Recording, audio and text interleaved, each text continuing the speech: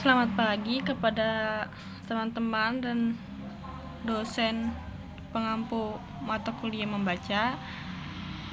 Pertama-tama izinkan saya memperkenalkan diri.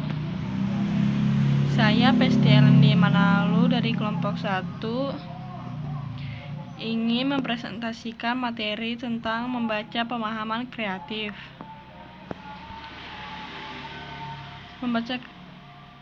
Membaca kreatif dalam materi membaca kreatif akan ada 4 yang akan saya bahas, yaitu pengertian secara umum dan pengertian menurut penulis ahli. Yang kedua, ciri-ciri membaca kreatif menurut Nur Hadi. Lalu yang ketiga, tujuan membaca kreatif menurut Tarigan. Lalu yang keempat, contoh membaca kreatif secara umum. Yang pertama akan saya bahas adalah pengertian membaca kreatif secara umum. Membaca kreatif adalah proses membaca untuk mendapatkan nilai tambah dari pengetahuan yang terdapat dalam bacaan dengan cara mengidentifikasi ide-ide yang menonjol atau mengombinasikan pengetahuan yang sebelumnya pernah didapatkan. Dalam hal ini, setelah seseorang pembaca menyelesaikan bacaannya, ia tentu saja memiliki daya inisiatif dan kreatif untuk mengembangkan pemahaman membacanya dengan menghasilkan ide-ide baru yang inovatif. Lalu yang kedua adalah membaca kreatif menurut ahli. Menurut Pratiwi dan Supiantoro, membaca kreatif adalah tindakan tertinggi dari kemampuan membaca seseorang, dan kemampuan membaca kreatif artinya seseorang pembaca yang baik adalah membaca tidak hanya menangkap makna tersurat atau reading the lines, tetapi juga mampu membaca secara kreatif dan menerapkan hasil membacanya untuk kepentingan sehari-hari. Dalam membaca kreatif, membaca dituntut mencermati ide-ide yang dikemukakan penulis, kemudian membanding-bandingkannya. Pembaca juga diharapkan dapat melakukan aktivitas yang bermanfaat bagi peningkatan kualitas hidupnya berdasarkan informasi dari bacaan dengan menerapkan informasi yang diharapkan. Lalu, membaca kreatif menurut Burdansyah. Menurut Burdansyah, membaca kreatif adalah membaca yang tidak berhenti setelah bacaan atau bukunya tuntas dibaca, dan masih ada proses tindak lanjut yang tujuan akhirnya berupa peningkatan kualitas hidup, dan tingkatan kualitas hidup yang paling bermakna dalam kegiatan membaca adalah membaca kreatif. Berdasarkan beberapa pendapat ahli yang tadi saya sampaikan, kesimpulannya adalah membaca kreatif adalah sebuah proses membaca yang tidak hanya menangkap suatu makna, tetapi setelah kita membaca, seseorang harus dapat menerapkannya dalam kehidupan sehari-hari dan dapat mengombinasikannya pengetahuan yang sebelumnya pernah ia dapatkan. Lalu ke materi kedua, yaitu ciri-ciri membaca kreatif menurut Nur Hadi. Sebagai seorang pembaca kreatif harus dapat memenuhi kriteria berikut. Yang pertama, ada kegiatan membaca tidak berhenti sampai pada saat menutup buku. Yang kedua, mampu menerapkan hasilnya untuk kepentingan hidup sehari-hari. Lalu yang ketiga, munculnya perubahan sikap dan tingkah laku setelah proses membaca selesai.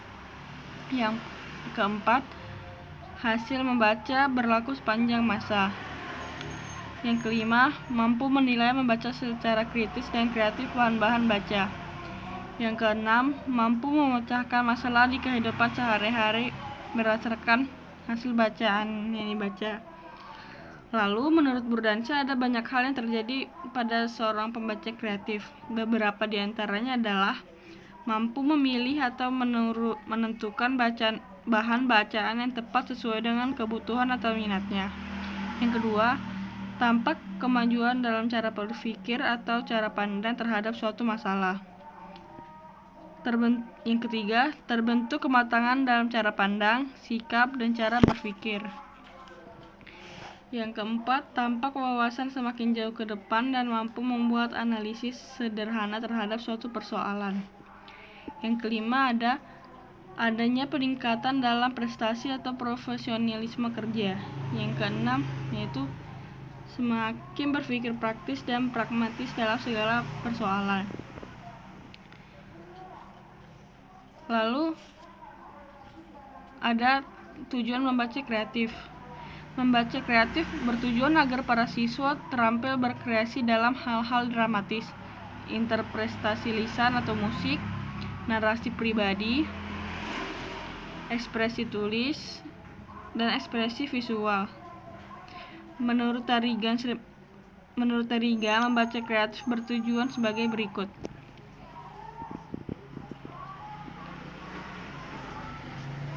Yang pertama akan saya bahas adalah dramatis.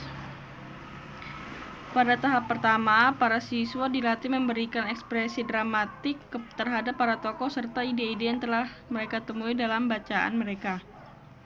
Pada tahap ini, para siswa mendramatisasikan tema-tema dari sastra dalam kaitannya dengan pengalaman-pengalaman mereka sendiri atau situasi-situasi kontemporer.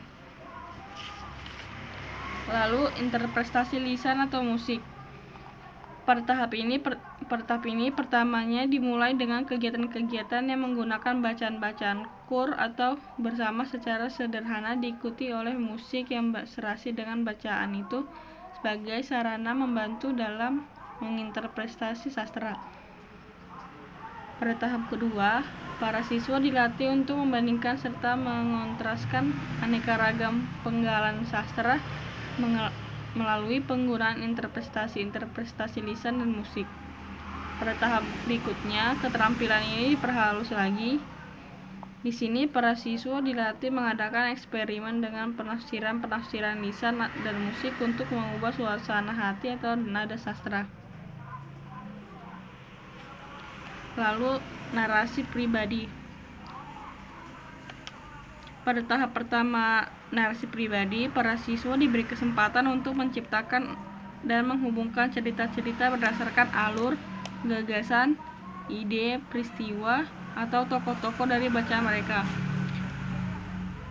Pada tahap kedua, keterampilan itu selanjutnya dikembangkan dengan cara mendorong para siswa menciptakan cerita-cerita berdasarkan pengalaman-pengalaman mereka, tetapi dirangsang oleh sesuatu yang berasal dari bacaan mereka. Kemudian pada tahap berikutnya, para siswa membaca cerita, lalu menghubung-hubungkannya setelah mengadakan perubahan-perubahan untuk mengubah beberapa aspek dengan suasana hati, nada, dan dampak cerita.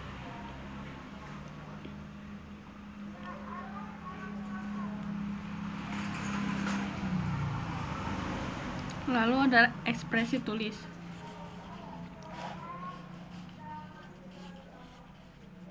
Pada tahap pertama ekspresi tulis, para siswa berlatih mempraktikkan ekspresif kreatif dengan cara menuliskan kembali cerita-cerita yang telah mereka baca atau berdasarkan pengalaman pribadi mereka. Para siswa didorong serta dianjurkan untuk mengubah serta membentuk kembali peristiwa-peristiwa, tokoh-tokoh, suasana hati, atau gagasan-gagasan yang diambil dari cerita-cerita aslinya, dan dengan demikian para siswa menciptakan versi mereka sendiri. Lalu yang kelima ada ekspresi visual. Tahap pertama dalam ekspresi visual adalah menampakkan kegiatan-kegiatan yang memberikan kesempatan kepada para siswa untuk menciptakan suatu karya atau produk visual, seperti suatu gambar atau model tanah liat yang menggambarkan suatu adegan, objek atau tokoh, ataupun gaya yang berasal dari bahan bacaan mereka. Lalu dalam kegiatan tahap kedua, para siswa menciptakan gambaran-gambaran visual yang menghubungkan beberapa aspek bacaan mereka dengan pengalaman-pengalaman pribadi atau situasi kontemporer. Pada tahap berikutnya, para siswa mengubah aspek bacaan mereka, misalnya suasana hati, mode, dan dampak melalui gambaran-gambaran visual. Dengan latihan yang intensif serta bimbingan yang baik dari pihak guru, maka keterampilan pada siswa untuk berekspresi visual dapat kita tingkatkan dalam membaca kreatif ini. Lalu tujuan yang keenam adalah aneka tujuan. Menurut Tarigan, dalam kegiatan membaca kreatif ini ada beberapa tujuan yang hendak kita capai. Tujuan itu dibagi atas menjadi tingkatan, yaitu tujuan A sampai C atau kelas 1 sampai kelas 2 dasar.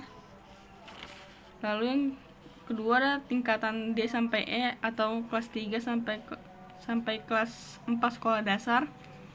Lalu ada tingkat F sampai G atau kelas 3 sampai 6 sekolah dasar.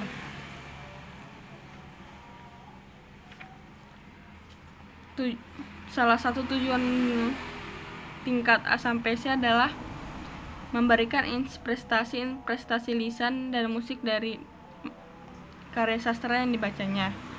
Lalu salah satu tujuan dari tingkat D sampai E atau kelas 3 sampai 4 sekolah dasar adalah menyajikan interpretasi lisan dari musik dan karya sastra yang dibacanya serta yang ada hubungannya dengan itu.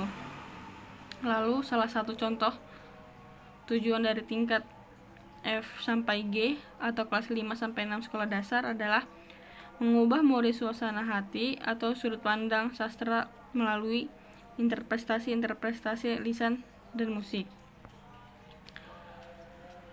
Lalu materi selanjutnya adalah latihan membaca kreatif.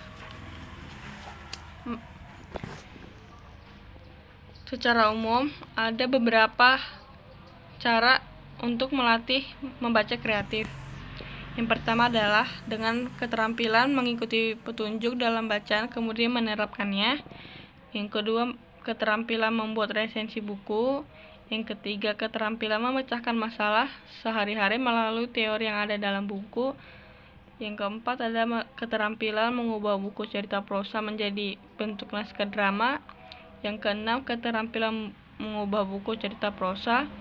Yang keenam, keterampilan mementaskan naskah drama yang telah dibaca. Lalu keterampilan mengubah bentuk puisi menjadi prosa atau cerpen atau novel. Lalu yang terakhir ada keterampilan melakukan teori. Misalnya setelah membaca cerpen, pembaca akan membuat cerpen. Ada beberapa manfaat membaca kreatif. Yang pertama adalah tentang siraman rohani, lalu pemikiran budayawan, lalu ada informasi cara merawat kesehatan tubuh, informasi tentang cara membuat makanan atau barang, lalu ada informasi tentang memanfaatkan lahan yang kita punya, lalu ada informasi tentang untuk mengetahui tentang beternak, informasi untuk mengetahui menata ruangan agar terkesan nyaman dan indah. Sekian dari saya, kurang lebihnya mohon maaf jika ada kekurangan dalam presentasi saya kali ini. Selebihnya mohon maaf dan tolong dikoreksi. Sekian dari saya dan terima kasih.